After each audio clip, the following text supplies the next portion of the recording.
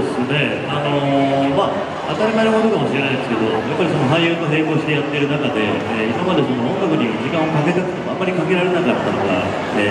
現状で、ただ今回のアルバムに関しては、すごく音楽にたくさんの時間をかけて、プリプロっていうその音を、ね、作る段階から参加したりとか、あとはもう作詞をよくやったりとか、少しずつやっぱ自分に対してその音楽へのその課題を、こなせた、一枚になってるのがやっぱすごく印象的だと思います。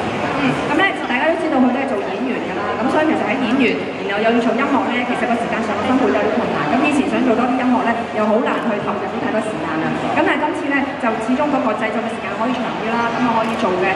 準備功夫多啲啦。咁然後自己又參與咗幾首歌嘅填詞啦，咁所以變咗今次嚟講咧係即係一個好好嘅一個開始，係音樂上嘅一個新嘅突破。Great album，好啦，嗱將。